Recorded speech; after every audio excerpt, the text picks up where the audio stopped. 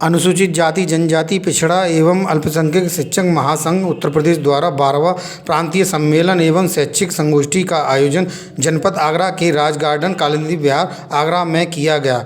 और आइए जानते हैं क्या कहना है मुख्य अतिथियों का एवं आयोजकों का इस अवसर पर। इंटर कॉलेजेस हैं, 85,000 इंटर कॉलेजेस हैं, वो सिंगल कार्डर कैसे हो गए? साथियों, जो पांचवा सिद्धांत है बाबा साहब अम्बेडकर के विचारधारा का, वो है कि प्रत्येक नागरिक को हम वांट से और फियर से मुक्ति दिलाएंगे। हम आवश्यकताओं से, अभावों से मुक्ति दिलाएंगे। हम जो डर है, भय है, उससे मुक्ति दिलाएंगे। हमारे समाज के लोग, अन्य समाज के लोग भय में जीते हैं, डर में जीते हैं, उन पर अत्याचार होते हैं, जुल्म ज्यादती होती है,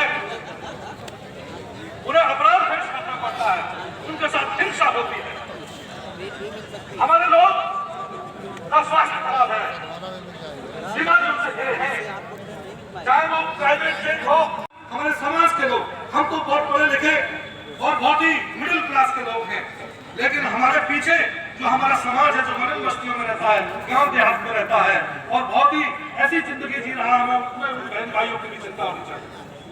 आज उनको देखिए, वो कितनी गरीबी को जीते हैं, कितने रोगग्रस्त हैं। और अगर संतुलन मिलेगा तो हमारे लोगों में एनवायरमेंटल डिग्रेडेशन का सबसे ज्यादा इफेक्ट हमारे लोगों में, वायलेंस का, क्राइम का, कॉन्फ्लिक्ट का जो फियर है वो हमारे लोगों में सबसे ज्यादा है। 160 से ज्यादा किस्म की एट्रोसिटी दलित समाज के ऊपर भारत देश में होती है।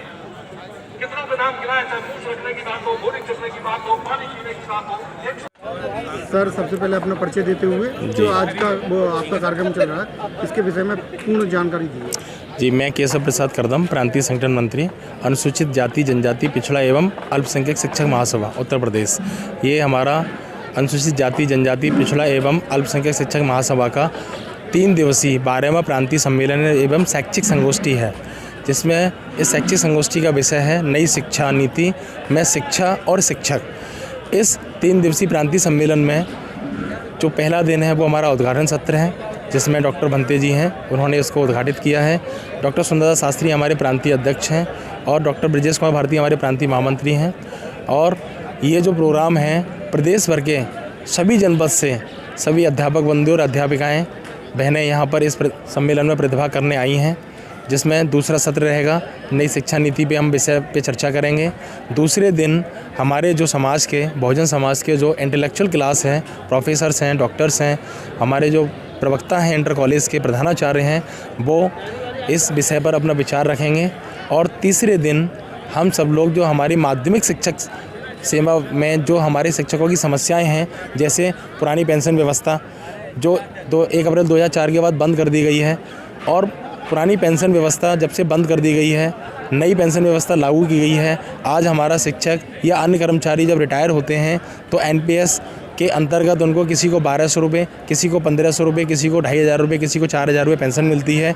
और इस महंगाई के ज़माने में उनसे कुछ भी नहीं होने वाला है। इसलिए हम सरकार से मांग करते हैं कि पुरानी पेंशन बहाल की जाए, जिसमें रिटायरमेंट के समय जो सैलरी होती है उसका 50% मिलता है, और समय समय के साथ जो डीए भत्ता जो दिया जाता है वो भी उसमें मिलकर के मिलता है। इस समस्या पे हम लोग विचार करेंगे तीसरे दिन। इसके साथ साथ हमारे जो शिक्षकों की समस्याएं हैं, माध्यमिक में हम शिक्षा के राष्ट्रीयकरण की बात करते हैं, हम जो माध्यमिक विद्यालय हैं उनके राजकीयकरण की बात करते हैं। एक देश एक समान पाठ्यक्रम होना चाहिए। हमारे बच्चों को सीबीएसई बोर्ड और आईसीएसई और यूपी बोर्ड में बांट दिया गया है। हम चाहते हैं कि पूरे देश में एक समान जो शिक्षा प्रणाली है वो लागू हो, नेशनलाइजेशन हो शिक्षा का। और दूसरी बात, शिक्षा एक समान हो और सभी जो हमारे जितने भी बच्चे हैं उनको निःशुल्क शिक्षा हो, क्योंकि हमारे देश में बहुत गरीब बच्चे हैं उन पे। दूसरा, हमारे जो शिक्षकों को राजकीय जो सेवा नियमावली में कर्मचारी होते हैं उनको जो सुविधाएं मिलती हैं, वही सुविधाएं हमारे यहाँ माध्यमिक विद्यालय के शिक्षकों को भी दी जाएं।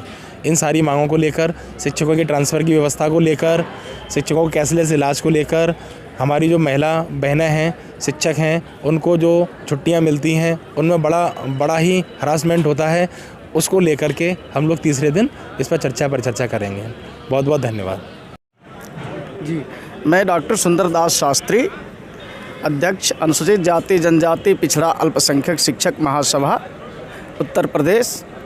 आज इस संगठन के शैक्षिक संगोष्ठी एवं प्रांतीय अधिवेशन शिक्षकों की समस्याओं को लेकर चल रहा है। आज हमारे मुख्य वक्ताओं में प्रोफेसर राजाराम जी, जो राजस्थान से यूनिवर्सिटी से आए थे, और आगरा यूनिवर्सिटी से आर.के. भारती जी, बहुत ही अच्छे विचार आप लोगों ने व्यक्त किया। आज के कार्यक्रम का उद्घाटन डॉक्टर धम्प्रिय भंते जी ने जो उन्होंने दीप प्रज्वलित करके किया, और इस संगठन का जो उद्देश्य है कि अनुसूचित जाति जनजाति पिछड़ा अल्पसंख्यक शिक्षकों के हितों की रक्षा करना, सुरक्षा करना, उनके जो भी परेशानियां हैं, जैसे कहीं पर उनकी पदोन्नति का प्रकरण है, कहीं उनके साथ में उनका चयन वेतनमान, एरियर या कोई भी किसी भी तरह से उन्हें यदि उत्पीड़न किया जाता है तो शिक्षक महासभा उनके लिए लड़ाई लड़ता है, उनके लिए आंदोलन करता है, शासन प्रशासन में उनके लिए मांग करता है, और हमारे किसी भी तरह से हमारे शिक्षकों का उत्पीड़न न हो सके, और उनको हमारी 17 सूत्रीय मांगे हैं जो सरकार को हम सौंपना चाहते हैं। पहला मांग है, जैसे तमाम हम जिंदगी भर 60 वर्ष तक सेवा करते हैं, किंतु शिक्षकों को आज पेंशन की सुविधा उपलब्ध नहीं है, तो पेंशन की सुविधा हो। दूसरी हमारी मांगे हैं कि अशासकीय सहायता प्राप्त माध्यमिक विद्यालयों में प्रधानाचार्यों के पद में आरक्षण नहीं है, उन्हें एकल पद माना जाता है, जबकि उनका चयन मंडल स्तर पर उनकी मेरिट बनाई जा रही है। तो कम से कम मंडल स्तर पर मेरिट बनाई जा रही है, तो मंडल स्तर पर चाहे रोस्टर के तहत या जो भी अधिनियम है उनमें संशोधन करके उन्हें आरक्षण का लाभ दिया जाना चाहिए। क्योंकि बात ये होती है कि जो ही हम सीनियरिटी में जाते हैं तो कोई न कोई कमियां ढूंढ करके प्रबंधकीय व्यवस्था के लोग उन्हें जूनियर बना देते हैं, कहीं न कहीं कमी देख करके, और उनके साथ में कोई उनके मतलब बैड एंट्री करके और उन्हें जूनियर बना करके दूसरे को मौका देने का प्रयास करते हैं। ये सब बहुत सारी दिक्कतें हैं जिनके मद्देनज़र यह शिक्षक महासभा लगातार संघर्ष कर रहा है और अपनी संगठन को मजबूत बना रहा है, ताकि आने वाले समय में अधिक से अधिक हम संघर्ष कर सकें और अपने शिक्षक हितों की रक्षा कर सकें। धन्यवाद। मैं डॉक्टर छोटेलाल, प्रदेश उपाध्यक्ष SC ST OBC and minority शिक्षक महासभा का हूँ, और हमारा ये 12वां प्रांतीय सम्मेलन आगरे में आयोजित हो रहा है। ये 3 दिन चलेगा हमारा सम्मेलन, आज पहला दिन है ये। इसमें मुख्य जो बिंदु हैं, हम लोगों के जो SC ST OBC and minority शिक्षक महासभा के लोग हैं, इनका क्योंकि प्रबंध तंत्र के स्कूलों में हम सेवा करते हैं, तो अधिकतर उत्पीड़न हमारे ही लोगों का होता है, और हमारे ही लोगों के प्रमोशन हो, चाहे चयन वेतनमान हो, प्रोन्नत वेतनमान हो, कुछ भी हैं, जानबूझ के रोके जाते हैं। इस शिक्षक महासभा का यही उद्देश्य है कि हमारे जो माइनॉरिटी SC SC के जो शिक्षक हैं उनका कहीं किसी तरीके से उत्पीड़न ना हो, इसी के लिए हम लोग प्रयासरत हैं। और हम लोगों ने इस संगठन को 2009 में स्थापित किया था। आज 2022 से हम लोग लगभग सभी मंडलों में और लगभग 70 जनपदों में हम लोगों ने अपने संगठन का विस्तार कर दिया है, और भविष्य में यही प्रयास है कि हमारे समाज का कहीं उत्पीड़न ना हो। हम हमेशा ये संगठन प्रयासरत रहेगा। Yes sir. जय भीम, नमो बुद्धाय। मैं doctor Vishnukant Ashok, government PG college Jalesar, assistant professor English. देखिए, सबसे बड़ा तो हमारा जो मेन हमारा बल है, जो फोर्स है, वो कॉन्स्टिट्यूशन है। कॉन्स्टिट्यूशन के दायरे में रहकर ही हम कोई संघर्ष कर सकते हैं। कॉन्स्टिट्यूशन के दायरे में रहकर ही हम अपने अधिकार की मांग कर सकते हैं। और जैसा कि संविधान में right to information, right to education है, उसी तरह से राइट टू फ्रीडम और राइट टू रिकॉल होना चाहिए कि जो प्रतिनिधि हमारे अधिकारों की बात नहीं कर रहे हैं उनको बुलाना चाहिए। और दूसरी बात ये है, जो आपका मूल प्रश्न है कि क्यों नहीं है, उसका कारण भेदभाव है। चाहे वो जातिगत भेदभाव है, चाहे वो धर्म के आधार पर भेदभाव है, और यहाँ तो वर्ण व्यवस्था है। तो वर्ण व्यवस्था में एक वर्ग चाहता ही नहीं है कि अनुसूचित जाति, अनुसूचित जनजाति या माइनॉरिटी के लोग उच्च पदों पर यानी पॉलिसी डिसाइडिंग पोजीशन पर आएँ। इसलिए हम लोग संघर्ष कर रहे हैं कि प्रिंसिपल के पद को एकल न मान करके उसमें हमें पर्याप्त प्रतिनिधित्व मिलना चाहिए।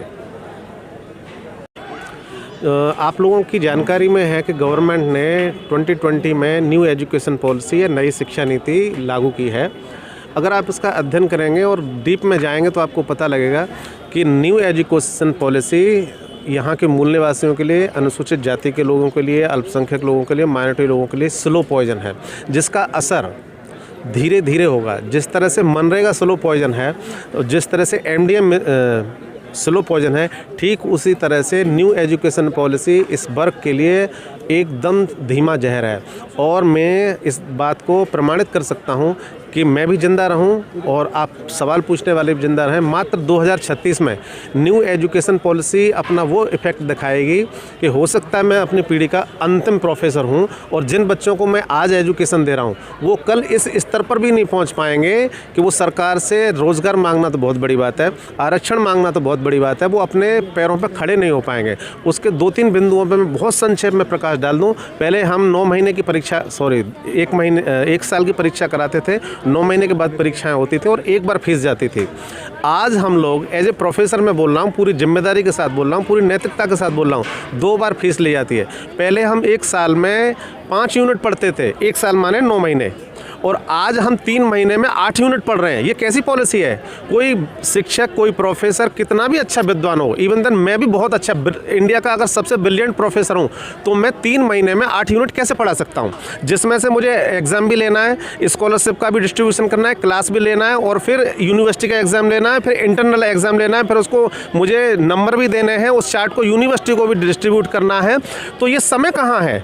क्या कोई टीचर जादू का जन लिए हुए है? कोई जादू की छड़ी है हमारे पास? क्या हमारे पास जो ज्ञान है, बुक्स के अंदर जो ज्ञान है, वो इन्फॉर्मेशन और विजडम दोनों हम ट्रांसफ़र कर देंगे?